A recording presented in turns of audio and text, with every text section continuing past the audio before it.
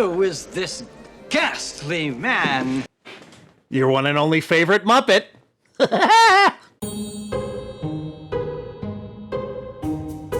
Hello, Booms. What's going on? Hope you're having a good day. It's good to see you again. I've never done any reactions to Sir David Attenborough. I'm well aware of who he is. I love hearing his narration on programs, nature programs, Planet Earth. There's tons of other things I've seen him in. I just can't remember the names of them. I've watched so many of those things. But national treasure, protect the man at all costs, and I hope he lives forever. But the reason I'm doing this reaction is because of the title here. This was on the Jonathan Ross show a while back. This is Sir David Attenborough terrifies Idris Elba with land octopus, which octopi are some of my favorite creatures. But a land octopus? I don't think I've ever heard of this. And I'm a big fan of Idris Elba as well.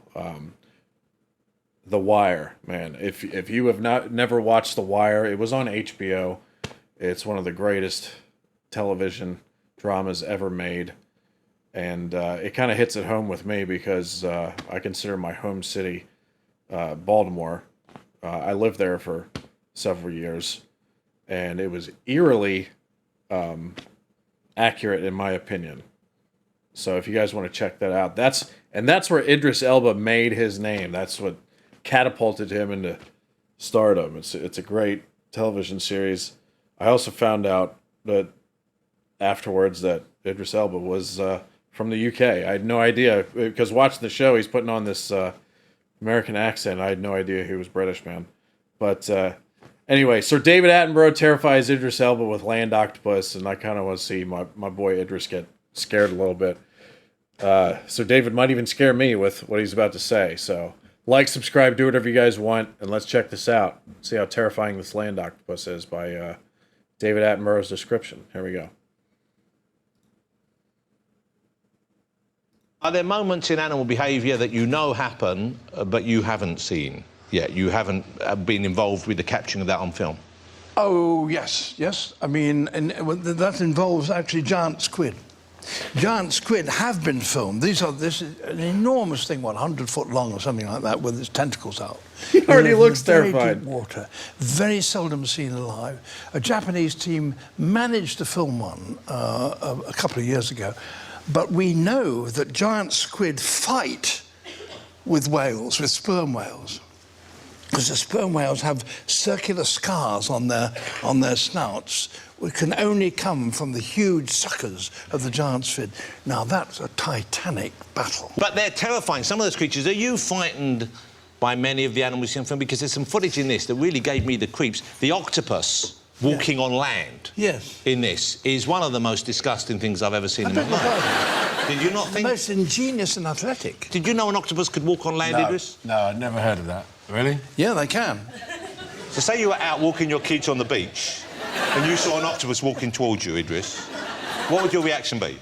I'd leave my kids. You had many encounters with wild beasts, though, Idris? Actually, not much. Actually, when I was in South Africa, shooting in Cape Town, you know, in Cape Town, Table Mountain, there, they've got the wild orangutan, I think they are, and they are... they come right up to you, get your handbag, get your sandwich, and move on. They're like... You had a handbag? But it wasn't an orangutan. It wasn't an orangutan. No, it was probably a baboon. Yeah. A baboon. Sorry. So we'll just cut that out of the show. He's so ashamed he got it wrong in front of David. That's funny. Oh, man. That land octopus... He's talking about that octopus walking on land there. Now that he's saying it, I think I may have seen this before. I mean, he did it really slow. He's kind of like crawling on land. It was like a rocky area near the sea. But I think that's what I've seen. But it could be talking about something totally different, so... This is the worst person to sit next to when you tell a story without knowing what animal it is, right? Yeah. Some animals, of course, are, even with precautions, are dangerous to film near.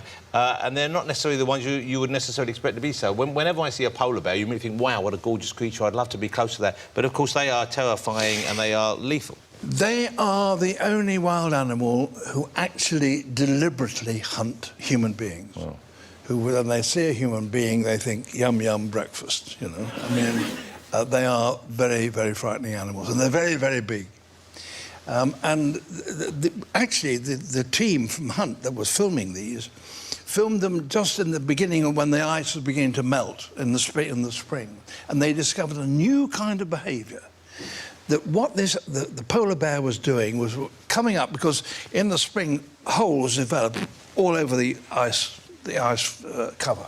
So the polar bear would stick its head out and it would spot a seal just over there, and you could see that it was noticing that there was another little blowhole over there, and then it would go down under the water, under the ice, swim through the water and try and come up next door to where the seal was sitting, so it could grab it, see. And this, the team noticed, I think it was the first time, and they decided to try and film it. And they set out to do this sort of thing, and it was quite difficult, because the polar bear kept coming up in places they didn't expect. So he would get lost under the ice? That's right. Well, they thought it got lost. Hadn't got lost.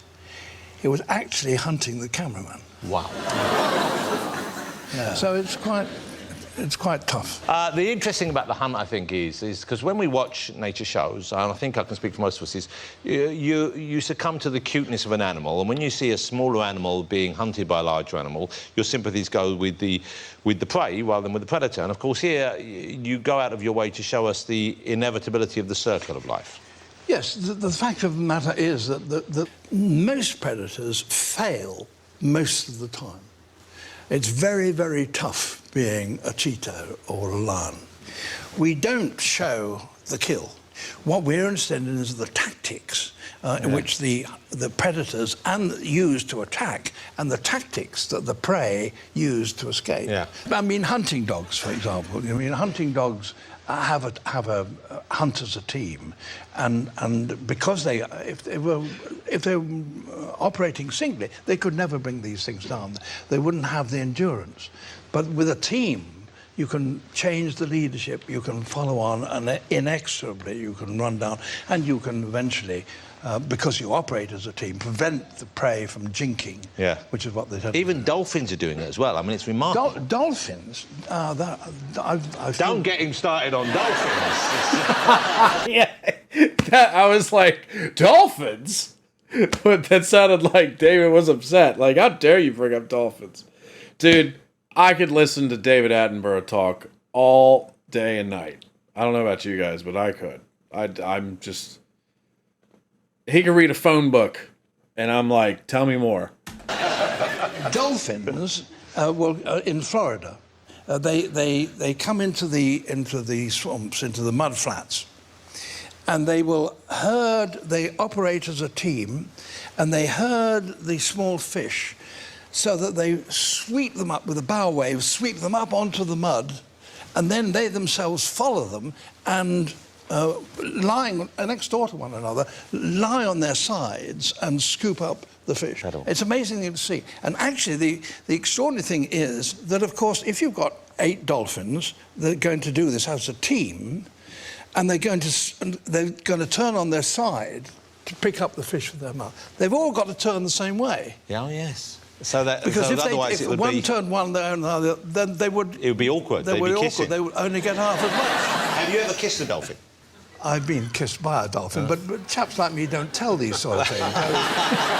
Kiss and tell is not what we do. I kissed one once as well. His breath was terrible. Wasn't it?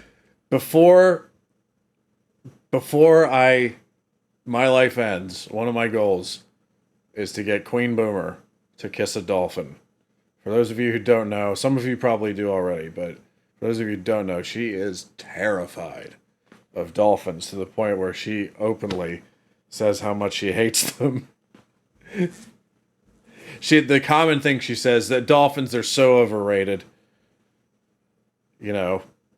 But this is a woman who hates dolphins and loves alligators. I can't stand alligators. I'm so terrified of them. And I live all amongst them here in Florida, so... Breath. Yes. He must have told that story about me to you, hasn't he? Would you go into space if they asked you? Because, you know, we're doing that that's now. boring. What? But I'm not turned on by space. I know it's lack of imagination or something. But this planet we've got is so packed with excitements and Why do you need thrills. Darth Vader when you've got an octopus walking across a thing? Yeah, I'm just remember there was one. I think it was an IT crowd reaction that we did, and me and Queen Boomer got in an argument about space. I would love to see space, and she was like, again, she said space overrated. What's out there? Nothing. But that's the thing, you don't know. But I find it hilarious that David Attenborough thinks space is boring, and I love him so much that I'm like, yeah, maybe he's right. Maybe space is boring. People say there's nothing out there. That's the thing. We don't know what's out there. Other than, like, in our solar system. And even in our solar system, we don't know everything that's out there, you know? I just find space fascinating. But I guess maybe I should scale that back because Sir David Attenborough doesn't find space interesting at all. Oh, my God. That hurts a little bit. I fucking love him. And a great thousands of towns of energy burning away up at your backside and shooting you off into space where you're going to hang around for weeks in darkness, nothing happening. I'd much rather go on the Barry Reef. I can see. I mean, I would too, honestly, but I'd still like to see space. For Richard Branson, I'm cancelling my ticket, OK? I'm not going. Would you stay with us a little longer this evening, Sir David? That would be lovely. I just want to show a photograph before we move on with the show, because here's a picture of Sir David much earlier. This was on Blue Peter. Sir David, this is from 1958, and he's showing, is that a parakeet or a cockatoo? What is that? It's a cockatoo. It's a cockatoo, and you're showing it to two young people there. Yes. And could you tell us who those young people are? Well, that's the Prince of Wales and Princess Anne. Wow. Look at that. Wow. And there's me pretending I'm not worried that my cockatoo, which I brought back from New Guinea, wasn't going to remove Princess Anne's little finger. That's incredible, isn't it? That is a lovely picture. Well, you've been helping all of us to understand and enjoy animals in that way for so many years now. Long may it continue to be the case. The hunt is on right now, and you can get the DVD, and it is just sheer enjoyment from start to finish. Thanks in no small part to the contribution of this man, Sir David Attenborough. Beautiful. As always. Yeah. Well, they didn't really talk much about the octopus, but that was the part that freaked Idris Elba out. But, again, I could listen to Sir David Attenborough read, a phone book or an address book, and I would be like, just totally enamored with what he's saying. I mean, great storyteller. When you hear his voice in those documentaries, I don't know about you guys, but it puts me at ease. I feel like even if it's like a hunting scene where a predator is going after prey, I'm put at ease by listening to his voice. It's great guy, and yeah, I could listen to him all day and night, man. But yeah, there was actually some funny bits in there that I wasn't expecting. Jonathan Ross again. He's I've seen a few clips of him. He seems to add humor in things all the time. He seems to do a good job at these sort of things. I don't know. But the only downside is I expected Idris to be freaked out a little bit more.